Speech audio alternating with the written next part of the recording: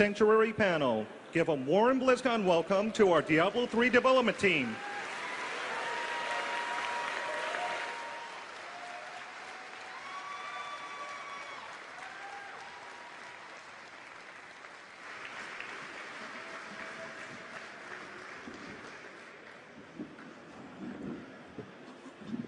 Oh, perfect. What's up with this? Oh, someone left a drink here. Hello, BlizzCon. How you all doing? Hey, our clicker works. So awesome. Hooray for the clicker! All right, so my name's Jay Wilson. I'm the game director on Diablo 3, and we have a bunch of cool stuff to show you today. Before we start, I'm going to introduce all the lovely people with me. As I mentioned my name already. To my left is Kevin Martins. He's our lead content designer. Josh Tallman, concept artist. Pete Cooper, senior environment artist. Pete. Jason Bender, senior system designer. Jill Harrington, senior technical artist. Steve Shimizu, lead gameplay programmer. Christian Leichner, our art director. And Michael Nicholson, senior user interface artist. Woo! Let's hear it for UI. So, war is coming to the world of Sanctuary, and it's a war unlike Sanctuary has ever seen.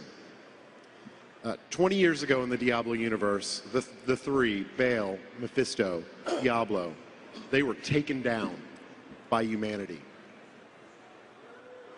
Yeah, and thank you for that, by the way. We appreciate it. So, hell shuddered in fear. They've spent the last 20 years preparing for their revenge. So today what we're going to talk to you about is how we build a world under siege by all of the forces of hell.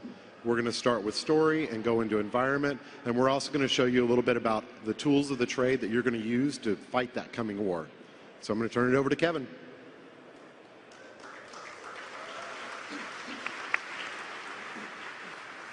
Okay, everyone. So Diablo 3 is an action game with a very blistering pace. It's very fast-paced, and everything comes at you. You know, you're killing monsters and killing loot. You're clicking on everything that moves and utterly destroying it.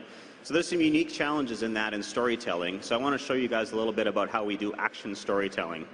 So we have a philosophy at Blizzard that we say, play, don't tell. And whenever possible, we want players to experience the events of the story, to personally partake in the twist instead of just seeing it in a cinematic or a dialogue, etc. No matter how spectacular, you feeling it yourself is better. So we haven't always done a great job at this, and I want to show you guys an example from Diablo 2 that could have been better.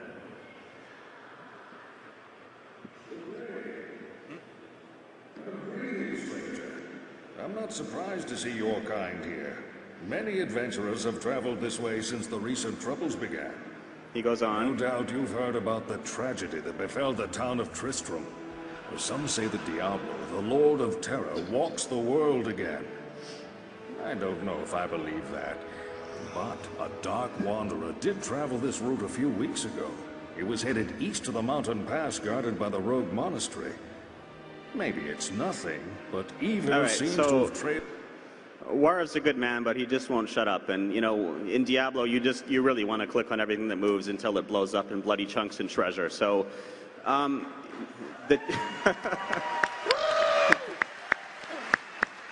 Yay, treasure! So, in Diablo 3, I want to show you guys an example that we have in the demo, so you can go and see this for yourself. And this is action storytelling. So in this case, you're going to get a little quest from this man. He's a weaponsmith who's been betrayed by somebody working with the evil cults. And he will tell you what he needs from you as he joins behind you. So he'll be talking and you can keep moving. Then the video is going to fade to the end of the plot where you have the showdown with the villain and an occultist leader who is ultimately behind it all. And all of that happens while you keep playing as well. So all of the talking is kept very short, and there's no dialogues that are anywhere near 1 minute and 4 seconds long, for example. No matter how slowly Warev talks, we're going to have him talk only just a tiny bit. And here we go. I will make an example of Dargon, that traitorous cur. Help me hunt him, and I will sell to you instead of those zealots. Master, help me. The crazed weapon maker wants my head. What makes you think I care for your life? Kill them, my pets.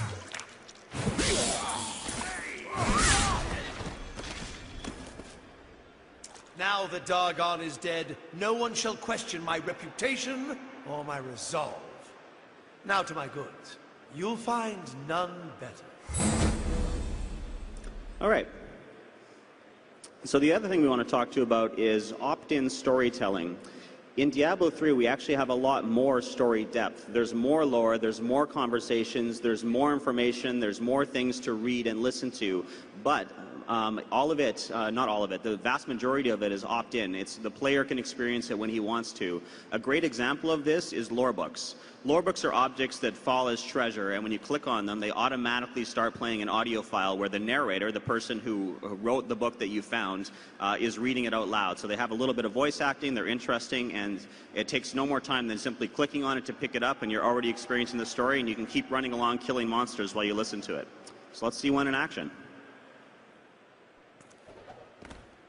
I am convinced that some malevolent being is attempting to wrest control of my thoughts away from me.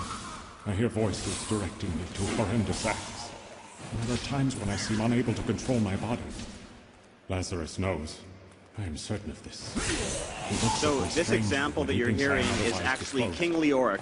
King Leoric was a king in the region of Tristram, and he went insane when Diablo tried to take over his mind. He successfully fought it off, but just being associated with Diablo drove him mad. And you actually hear him writing about his experiences as he slowly becomes the Skeleton King. So we're not just giving depth to existing characters, we're also filling out some of the stuff from the previous game. So a lot of interesting things there. So once you have a good story and you found some good storytelling techniques, your next challenge is to find a good scenario, a good level, and a way that ultimately a story can become something that's bigger than the sum of its parts. So a perfect story for a Diablo game is a siege. Basically, everyone understands it instantly. It requires very little explanation. Whether you're an attacker or a defender, everyone knows how a siege works. More than that, it's easy to design awesome action for. So Diablo gameplay is killing monsters, collecting loot, making new loot, etc. If you have the walls of a keep that's being besieged by demons, and in a few seconds we're going to show you Bastion's Keep and an army of demons, the biggest army of demons that has ever besieged the world of Sanctuary, you're the only person that stands between them and total annihilation. When you're just going and wiping out monsters on the wall, it feels way cooler and way more important than just some random area that you're going into. You're literally stopping a demon army, so that same gameplay becomes that much better. So in that case, that's a good example of the action implying story. We don't have to tell you what the stakes are, we just have to tell you there's a giant army, set you loose, and you fill in the rest yourself.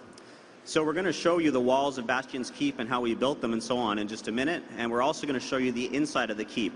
At a certain part in this story, demon sappers break into the bottom of the keep and start pouring up through. So the defenders are unprepared for this, and you have to run down and clear out the dungeon. So that same classic RPG and classic Diablo gameplay of wiping out a dungeon feels super awesome when you know you're saving all of humanity to do it. All right, so let's pass this over to Art and show you guys how we build these.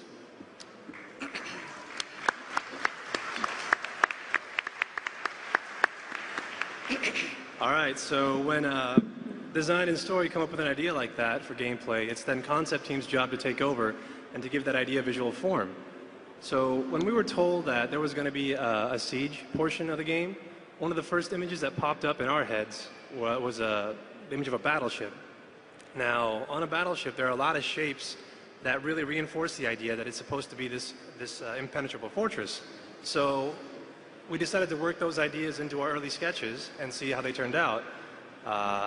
If you look at some of those, for example, maybe you see that giant iron spike-like thing hanging off a chain kind of reminds you of an anchor, or the walkways of the fortress are already kind of long and elongated. They kind of resemble a ship anyway. So instead of having archers, maybe we should have giant ballistas on rotating platforms. It kind of reminds you of the guns on a gunship. And maybe instead of round towers or your typical square towers, we could have the towers be triangles to remind you of the bow of a battleship. And that triangular shape is something that all of us actually really liked. because of its iconic properties, and we decided to use it as the main visual theme for the entire area. So we decided to put variations of the triangle all over the columns, the doorways, the walkways, the towers, and it really gave it this unified feel that made it look like it was designed by one architect, which was a good thing. So after that, it was time to define the materials, and for the materials, we chose just simple stone and iron. They're simple materials, but they're also very easy to read from our game cam, and they're easy to understand as far as like what it's made out of and that it's very strong and sturdy. So that was the first pass. After the first pass, what we have to do is show it to the team. We take their feedback and incorporate whatever they want to see into the concepts and try to do away with anything else that isn't really working. So one piece of feedback that we heard often was that while the first pass looked good, it was designed well, it felt a little too ornate and frail, so we addressed mainly the iron portions. We made the iron darker, we made it chunkier, the shapes got simpler but a little more aggressive. They're just big pieces of crude iron bolted onto this fortress for structural and protective support. The stone and the iron, the stone got lighter, the iron got darker, so there was a better contrast between the materials. Even the stone itself got a little chunkier and had a little hints of those triangular shapes in it. So, after that, we have to get our images ready for the modeler. And as a concept department, we really try to concentrate on putting as much information into one image as possible, or into a single image as possible. So if you look at this, the tone is decided, the mood's there, the color's there, the materials are there. But if you divide this image up, you have a lot of smaller components that the modelers can take and build out a lot of small modular parts out of.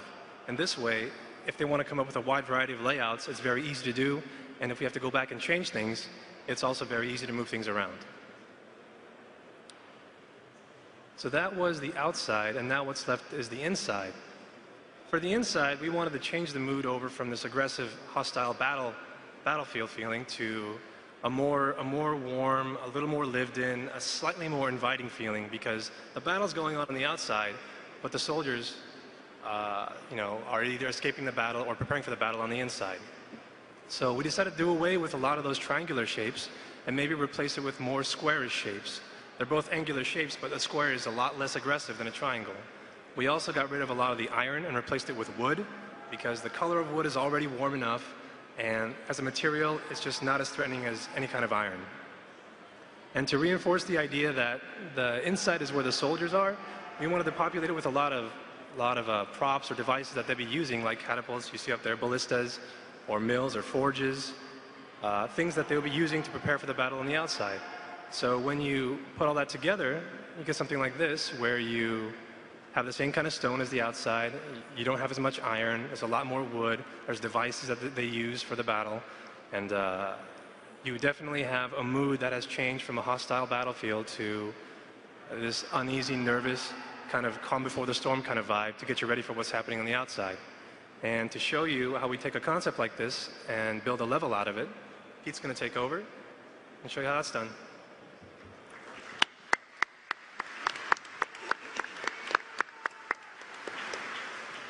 Thanks, Josh. Great job. So when we get a concept like this from our amazing concept department, we sit down on the environment team and have a meeting and figure out how we're going to turn this into in-game assets. This particular concept is actually really fantastic because from this one shot we get a lot of mood and depth, and we get all the materials we need. So it's incredibly useful. So in this, we figure out how we're going to break it up into components, walls and floors and pillars and etc. So once we have that, we start building. So here's a quick video showing GRAYBOX version. So we build walls, pillars, bridges. We figure out the gameplay space. In this portion of building, there's a lot of back and forth between us and design to figure out the gameplay space, make sure it feels Doesn't feel too confined, doesn't feel too open. Has a nice feel, nice flow.